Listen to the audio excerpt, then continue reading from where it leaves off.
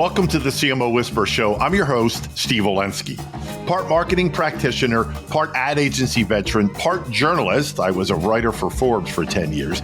I've had so many insightful conversations over the years with business leaders, to athletes, to celebrities, to, of course, CMOs. The only difference now is instead of sharing those insights through written form, I'm doing it this way. My guest this week is Bruce Hershey. Yes, as in the Hershey Kiss, Hershey candy bar. You get the deal. Actually, I think he is a descendant. Anyway, Bruce has over 30 years of marketing experience, and he's held various leadership roles responsible for marketing, strategy, and growth on both the client and agency side. In 2019, Bruce won the highly coveted CMO of the Year award. Here's my conversation with my dear friend and my brother, Bruce Hershey. Please welcome my brother from another mother, Bruce Hershey. Hey, Steve-O. Thanks for having me on the show. I really appreciate that. So excited to finally have the CMO Whisper loud and proud. Thank you, brother. Thank you, brother. You've been one of my biggest fans for so many years, pushing me to do this. So I am super pumped about the show. I'm even more super pumped to talk to you about the world of marketing. Okay, the first question I ask everybody, and I mean everybody, what's the difference between marketing and advertising? Great question. So look, I look at marketing as the hub, right? I think, if you talk about a wheel, right? You talk about all the disciplines within marketing is the hub, right? Then you have all these spokes, right? One of those spokes is definitely advertising, right? And it comes in many shapes and forms. And it's only gotten better with technology, right? And of course, new innovations on how to be able to advertise to the right audiences. So that's the difference. Think about marketing as the strategy and then advertising as a mechanism to drive that strategy through profitability, depending on what you're trying to accomplish. Okay, that makes sense. I mean, again, as I tell everybody, there's no right or wrong answer, right? It's Absolutely. Very subjective how you define that, right? I mean, look, I have a degree in marketing and advertising, right? And so I did both because I wanted to understand both sides of the equation because one definitely feeds the other. You don't have to show off with your degrees, It's fine. Well, look, my daughter's a senior at University of Tampa, and she's like, Dad, I need to have a minor. I'm like, you do? Like, okay, so what's it going to be? So. So there's a lot I want to unpack with you, and we're not going to probably get to all of it today just because we have so much in common and we talk so much anyway. But the elephant in the room right now for so many marketers, as you know, and I know, is AI, right? And the analogy I use is it's the classic pool analogy, right? Who's going to dive into the deep end? Who's going to dip their toe in the baby pool? When I say AI, right, and marketing, what comes to mind off the top of your head kind of thing? It's a great question. I mean, for me, right at the top of my mind is that there's a potential for something to not go right. Okay. What do you mean by that? Yeah. Look, marketing and advertising, or marketing as a whole, if you will, is really based off of science, right? And art, right? There's a combination of that, right? And we as marketers always look for the data, right? To help us make informed decisions on what we're doing. Doesn't matter if we're developing a strategy, doesn't matter if we're copywriting, if you will, right? Or trying to keep a new creative way to engage our target audiences, if you will. That usually has a little bit of human touch, right, to it, obviously. And look, we're going to have human error, but that's why we test, right? And that's why it's so important that we do test, right? And the technology that System One has to bring that testing together is something that a lot of marketers don't really touch a lot, right? They're like, we're just going to go, we're going to work this, but that doesn't work. You got to test, right? So to me, if you try to break the two apart, AI is great. My fear is that it's going to allow marketers to get a little lazy and not really try to strive and look into the data, right? And look, for, 15, 20 years, the word data, then 10 years, big data, right? And so, but now it's all these conversations about data. If we actually leverage them, it will actually work, if that makes sense. So we don't have to rely on the AI technology to bring us through. I think it can help us at some point, but don't let that be the only way in. Let it be part of how you inform your strategy. Yeah, John John Kieran, the founder of System One, he spoke in, I think it was Bulgaria not long ago, and he used the word tool as, marketers should look at AI as a tool. And I like that approach versus where you're going with that kind of cautionary tale, not to put words in your mouth, of being over reliant and over dependent on AI. Yeah, I mean, that's my fear, right? And it is another arrow in your quiver. That's how you should look at it, right? Using John's analogy of tool set. It's just another tool. It's how much you want to leverage or not, right? I mean, I think of it, I've heard, AI was used to create these ads, if you will, and those ads won over a human creative agency doing it, if you will. And I'm like, did it really? I mean, what are we trying to strive for? Is it really going after the same thing? It could have. And if it did, high five, slam dunk, let it ride. But my fear is that we're missing that human nature. We're allowing it to push forward and take away potentially some of the amazing creative minds we have in advertising and marketing today. Yeah. And that's a really good point about the collective knowledge and experiences that so many people have. That's a real concern, I think, to just brush it all aside and say, okay, we're just going to use AI to basically do everything. So I'm totally with you. I've even had not marketers, but operators say, hey, people that I know that are looking at AI to do their social. They're like, it's so easy. It's awesome. I can just do this and cut the door. I go, yeah, is it working though? Are you losing that human touch? Right. And so that's my cautionary tale. Yeah, it's exactly. The word lazy is so appropriate to just, set it and forget it. For those who remember the old Ronco days from the 70s and 80s, the Ron Popeil, set it and forget it. Yes, I'm showing my age. Right. So. Yeah, no, absolutely. Yeah, exactly. Let me pivot here. I know you're very passionate about leadership. And like me and so many others, you've been in a lot of different roles. You've worked with a lot of different leaders of every type of personality, and you have your own way of being a leader. Let me just start with a very basic question. What makes for a good leader? Having empathy, having the ability to not only uplift your team and get them thinking that they can do and undertake anything, but also making sure that that team fully understands that they have the key, right? You've given them the key, the kingdom, right? Depending on the disciplines that you have them running, and that they have the ability to make mistakes quickly. Mm-hmm. We want mistakes happening. That means we're trying, right? I think some people, oh my God, I made a mistake. I'm so sorry. What are you apologizing for? Right. And so for me, you got to have empathy. You got to make sure that you give your team the keys to the kingdom, if you will.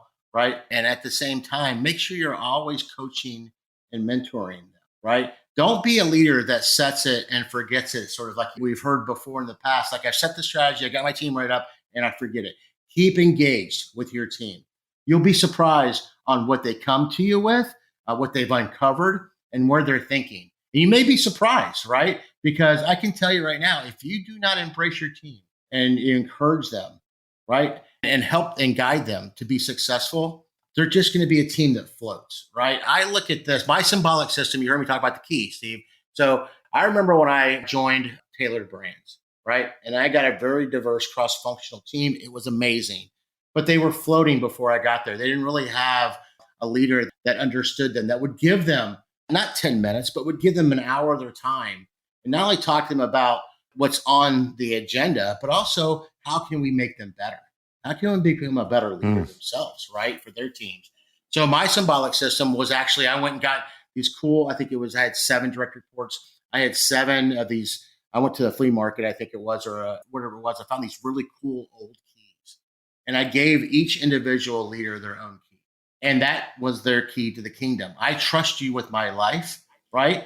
Our relationship is open, right? And you can say whatever you want to me, but we're going to get through it, right? We're here to do a job. We're here to win, right? And if we lose a little bit on the way, great. That means we're going to get better and better and better.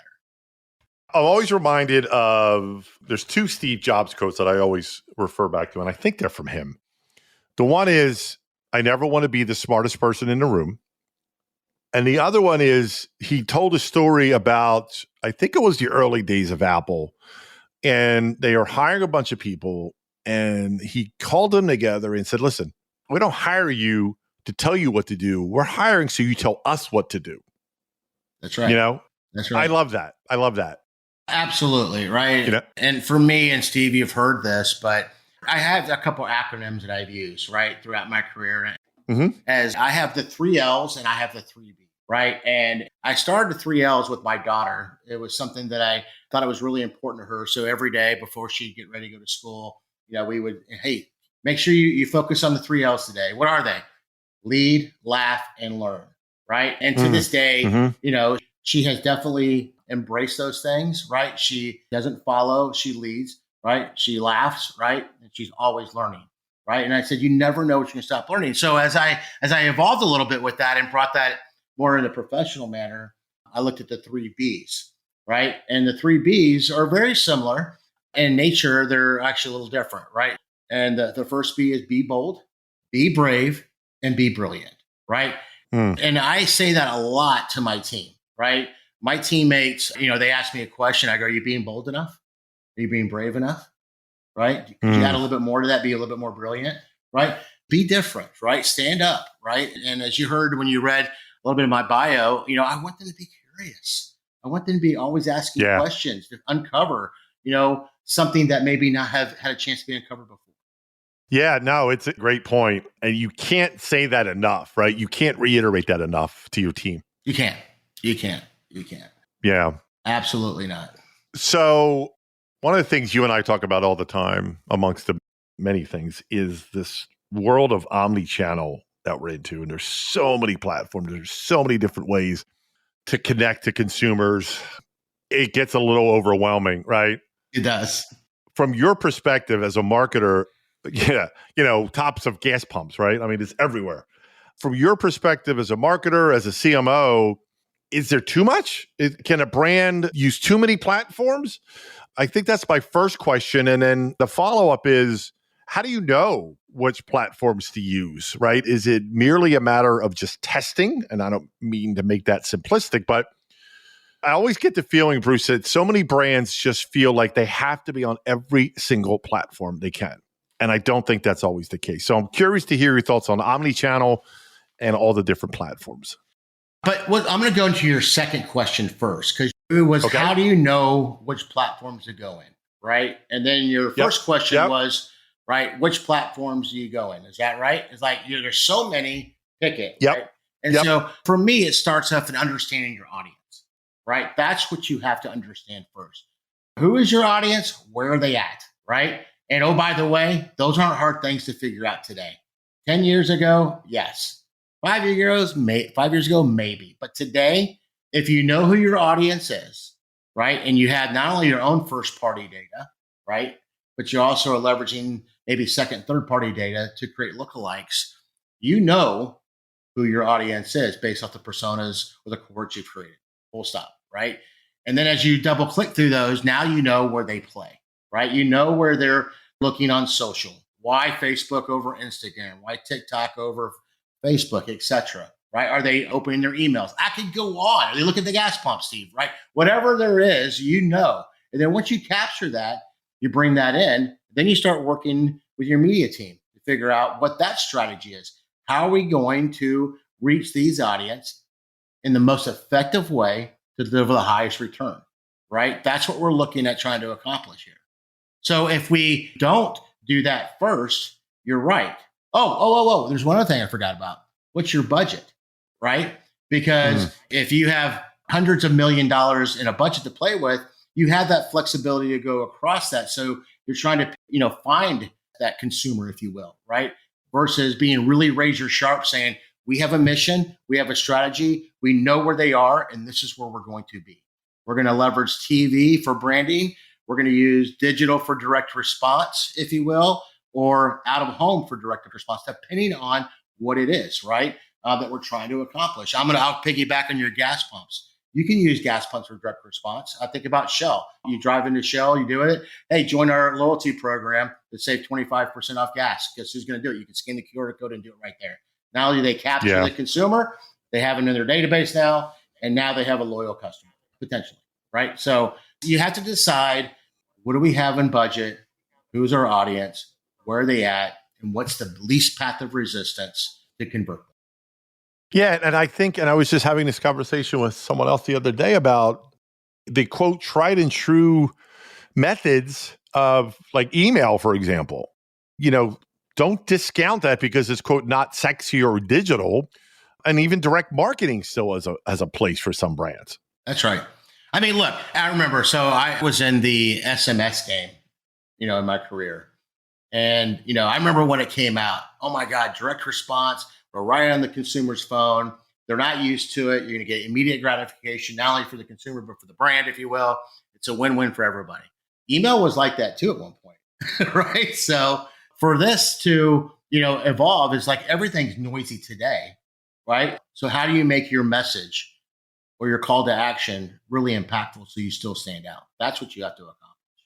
Yeah. It's so simplistic, my gosh, about just find where your customers are, your prospects are, and just go there. I know that's... Yeah. I mean, look, you can go fish in other ponds. You just have to have the right bait to reel them into the boat. Exactly. Right? Yep. That's what it comes down to. I mean, I remember, I want to say 15 years ago, there was this cartoon. It was a couple of guys on a boat fishing, and they were trying to get all these fish in, but they had the wrong boat, right? And it was a marketing analogy, right? Like you can only get so many for fish in the right pond, if you will, right? It's yes, you need to fish in the right pond, but you also have the right bait to lure them in. Exactly. And you may have to test it, but that's okay. That's the point. I mean, that's Absolutely. marketing 101. Yeah, if you're not testing, you're not learning, right? Exactly. That's exactly right. Okay. Preparing for this, and I thought I knew you, but I love when I learn things, even about someone I've known as long as you have. This superstition that you have, and I'm just going to tee it up because I want the audience to hear what your superstition is. I'll just leave it there. Just take it from there. What is your superstition when it comes to marketing advertising? Here we go, right? So everybody, I should say everybody has superstitions, but early in my career, I worked for a minor league hockey team. And as we all know, hockey players have superstitions, especially when it comes to the playoffs, right? Oh, yeah. So I just wanted to tee that up the right way. So, when I'm down a path of not only develop a strategy, but actually going to shoot for that, right? Whether it's film or photography, if you will. You go on these shoots. Sometimes they're 3 days, sometimes they're 10 days, depending on what you're doing. So for me, my superstition is that because anything can go wrong, And so once we crack the first day, I continue the rest of that shoot wearing the same colorful, most imaginary socks. That's what I do. I don't take them off. I even sleep with them. I even sleep with them. So I love it. Look, anything can go wrong, right? Whether talent doesn't show up, you get permits pulled, photographers don't, whatever. Oh, by the way, you go over and you're having to play double time, right? And the list goes on of the things that can happen. So I continue to do that. And it's something that it works for me. What can I say? Well, that's just it. You just hit the nail on it. It works for you. That's right. And you don't overthink it. I don't overthink it. It's just something I do. But I do have, about 4 pairs of these socks that, and everybody knows because, I either have my feet up on the chair, someone sees them or whatever, and it becomes this thing on the set. So it's pretty funny. So let's get into something that's really near and dear to me, and I know it is to you, and that's just the high-level role of the CMO. Yeah. Right. And we all know the average tenure, blah, blah, blah, blah, blah, of the CMO is the shortest in the C-suite. So 2-part question for you. Why does that continue? And what can a CMO do to kind of buck that trend? Yeah, it's a really good question. I think it goes down to this. The tenure, I think as the stats say, 2.5 years, the average tenure of a CMO. I think it goes down to this is that, what happens is that when a CMO, a new one comes into an organization, there's a ton of pressure. And it's not about getting integrated so much into the organization. It's about, some low-hanging fruit. Let's try to get this done quick. Let's try to get some results in as quick as possible. And so I think, and as leaders, as marketers, we want to do that. We want to just lean right in and go right after it. But I think it's taking a step back and understanding truly what is the problem we're really trying to solve here, right? Or problems we're trying to solve here. what's happening in the organization that got us here that's not getting us there. By the way, it's a great book. If you haven't read it yet, what got you here won't get you there. So to me, I think you have to allow yourself to take a step back and understand not just the organization and the how it's set up and how it's performing, but also the teammates that you're going to be working with, right? There's always going to be those opportunities for you to really learn what's happening so you can fix the problem, right? There's too many times that a marketer gets in. And oh, by the way, I don't really believe that 2.5 years is always that the company is letting them go. I think the marketer is also leaving. I think there's a combination, Steve. And it's because if you can't fix it and you hit your head so many times against the wall because it can't be fixed with internally the brand, you have nothing to do but leave, right? So for me, I think it's getting into the organization, understand it, give yourself time. And I don't want to be cliche and say, hey, take that 90-day window and really dig in. But yeah, take the 90-day window, but dive in. Don't float. Learn all aspects. Have an agenda, what you're trying to solve for, and that will help you in your longevity. But once again, and I think it goes back down to your question, Steve, is can they save themselves from being much longer than 2.5 years? I think they can. But it all depends on the expectation of the board, the C-suite, your teammates at the C-suite. And once again, how much rope are they willing to give you so you can actually go push the envelope? Everybody has an agenda. And as long as you're part of that and you can help set it, you're in good shape. Well, exactly. And it kind of ties into a belief I have. And in fact, I think you and I even talked about this is from the CEO board's perspective, rest of the C-suite, you have to ask yourself, what kind of CMO do I need? Right? Because not every CMO's right. Yep. But as the CMO going in for an interview, to me, it's imperative on them to ask the right questions because they know what kind of CMO they are in the first place. I think sometimes, more often than we realize, CMO roles get filled at a very high level. I need a CMO, I'm going to hire a CMO. And the CMO goes, okay, I'm a CMO. And then within that 90 days or right around the 90 days or 6 months, it becomes apparent that it's not the right fit. Well, if you had done that diligence up front, you know what I mean? You agree with that? No, I mean, look, and we as CMOs that, we have different disciplines, right? Yeah. And we're good at certain disciplines, right? Branding could be a good discipline you're in. Digital, right? The list goes on of what you're good at, right? You may have preview of all the different disciplines, but what are they really good at? And that's what you just talked about is the organization saying, oh, I need a digital marketer. Do you really? What's going on with the brand? How's the brand health going today, right? And so that's where the organization needs to be really educated on, to your point, what do they really need? Because that's the misconception. I get in, I hired a brand marketer or a CMO that's more focused on brand. Yeah, but is that what you wanted?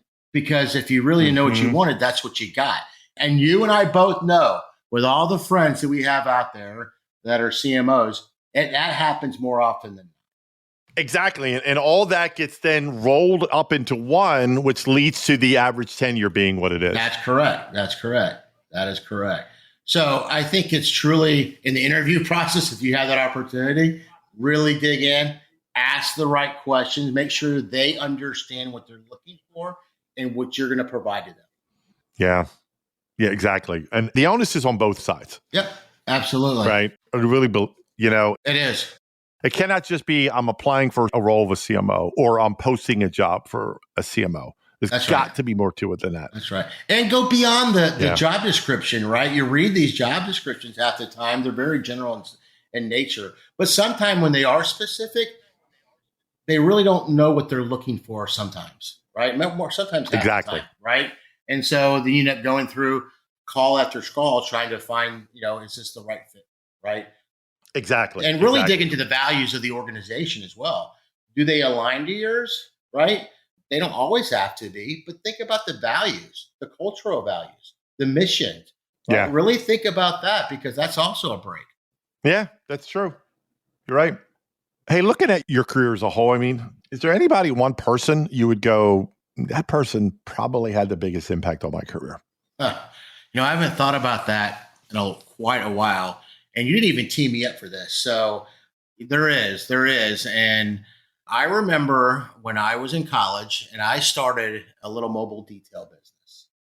And I had the opportunity to meet this man, and him and his brother owned a Miller distribution organization for Miller in Fort Myers, Florida. And I got to meet him because he was looking to have his Jaguar detail. And so his name is Brian Smith. And Brian Smith really took the time to understand what I was trying to accomplish. He was intrigued that I started a company while I was in college. By the way, I need the money. And he asked me what I was trying to do. And because he owned that Miller distribution there in Fort Myers, he was the one putting beer into the Fort Everett Blaze Arena. And he's like, hey, I can get you, have you a conversation with the president over there if you're looking to do an internship. And the rest is history. But Brian and I have worked together a few times in between that. He helped me with another company that I formed as well. He always pushed me, always had something positive to say. And when he didn't have anything positive to say, you knew it. An amazing man, gentleman that I still speak to. Okay, we're coming up towards the end here. And I always wrap up every interview the same way. You can't see it because you're only listening, but Bruce can see it. Behind me is a wall of album covers, and I'm a big, big music fan, very eclectic. My favorite song of all time is Lean On Me by Bill Withers. Lyrics have always resonated with me. If I say to you, is there a song, is there a lyric, is there even a group or an album that just has always resonated with you for one reason or another, whether the lyrics resonate, the beat, gets you moving? What comes to mind, when it comes to the world of music? Wow. You took me completely off guard on this. Yes, I see your albums back there, and I promise not to steal anything. But for me, my all-time that I maybe want to call my anthem, if you will be Journey, Don't Stop Believing. Okay. And it's because you shouldn't stop believing, right? I think that there's another element to that when I said earlier about being curious, right? If you stop being curious, you stop believing, if you will. And I believe that for me, if I stop believing, I stop being curious, I stop pushing, and I lose my soul. So I got to believe. I got to believe. And I believe that there's always good, right, out there, knowing that there's bad. But I know that there's ways that that me as a professional can help our consumers believe, not only in the brand and the product and the services that we're offering, if that makes sense. Yeah, no, it makes sense. And knowing you as well as I do, I'm not surprised to hear that's your anthem. So it was either that or... I have a few others, though. So I know one of them would be an AC/DC song. I know that. Well, it was going to be either Thunderstruck, right? There's just something about it. Like when that guitar starts going in the beginning, it's like, oh, yeah, let's get going. We're going to have a great day. So it's just to pick me up going. I do love AC/DC. Absolutely. All right. I'm going to wrap it up staying in the sound category, right? Or a sound theme here.